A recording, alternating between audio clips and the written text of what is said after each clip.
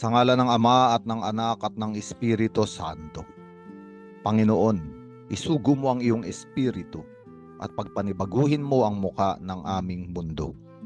Ang mabuting balita sa araw na ito ay mula kay San Marcos Kapitulo 11, versikulo 11 hanggang 26. Si Jesus mula sa Bitanya ay pupunta sa Jerusalem. At sa kanilang paglalakbay, siya ay nagutom. Sapagkat ang ating Panginoong Yesus ay totoong Diyos at totoong tao.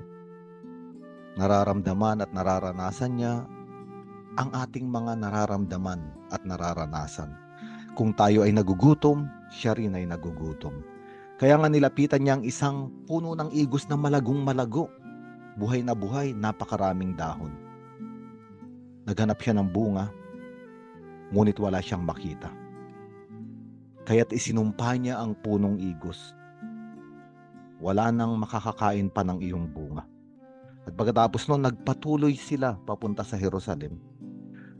At pumasok ang ating Panginoon sa templo at pinagtabuyan niya ang mga nagbebenta at namimili roon. Pinagtataob niya ang mga mesa ng mga namamalit ng salapi at ang mga upuan ng mga nagtitinda ng kalapati. Pinagbawalan niyang tumawid sa patio ng templo ang mga may dalang paninda at tinuruan niya ang mga tao. Hindi ba't nasusulat ang aking tahanan ay tatawaging bahay dalanginan ng lahat ng bansa? Ngunit ginawa ninyo itong lungga ng mga magnanakaw. Nagalit sa kanya ang mga punong pari at mga tagapagturo ng kautusan. Ngunit wala silang magawa. At ang tagpong ito ay nakaugnay sa puno ng igos. Ang puno ng igos ay simbolismo ng bayang Israel, kasama ang puno ng ubas. Ang puno ng igos kapag ito ay namumunga, ay nangangahulugang ang bayang Israel ay namumuhay ayon sa kautusan at tipan ng Diyos. At ang puno ng igos, kapag nawala ng bunga, ay nangangahulugang lumabag, lumayo sa tipan ng Diyos ang kanyang bayan. At ang tagpo sa templo ay naglalarawan kung paanong ang kasalanan ay namamayani. Hindi na ang pagmamahal at pagsunod sa Diyos. Sa loob ng templo ay nagkaroon ng mga negosyo. Para bang ang pinakamahalaga na ay hindi na ang ugnayan ng tao sa Diyos, kung hindi sa lapi, kayamanan. Kaya si Jesucristo ay pumunta sa loob ng templo para linisin ito. At sabihin na ang templo ay lugar panalanginan, kung saan dumadalangin at nakikipag-ugnayan ng tao sa Diyos. Ngunit ang templo sa tagpong ito ay isang sitwasyon na nagbibigay linaw na ang relasyon ng tao ay hindi na sa Diyos, kung hindi sa salapi. Kaya nga, larawan ng punong igos na walang bunga. Sapagkat ang pananampalataya ng mga tao ay hindi na nagbubunga. Kaya kinaumagahan, nakita muli nila ang puno ng igos at ito ay natuyo na hanggang sa ugat. At naalala ni Pedro ang nangyari dito, kaya't kanyang sinabi sa Panginoong Yesus, "Guro, tignan ninyo, patay na ang puno ng igos na isinumpa ninyo." At sumagot si Jesus, "Manalig kayo sa Diyos. Tandaan ninyo ito. Kung kayo'y mananampalataya sa Diyos at hindi kayo mag-aalinlangan, maaari ninyong sabihin sa bundok na ito, umalis ka riyan at tumalon ka sa dagat, at ito nga ang mangyayari. Kaya sinasabi ko sa inyo, anuman ang hingin ninyo sa inyong panalangin, maniwala kayong natanggap na ninyo iyon, at matatanggap nga ninyo iyon. Kapag kayo'y tumayo upang manalangin, patawarin muna ninyo ang nagkasala sa inyo, upang ang inyong mga kasalanan ay patawarin din ng inyong Ama na nasa langit." Tinuturuan ng ating Panginoong Jesucristo ang kanyang mga alagad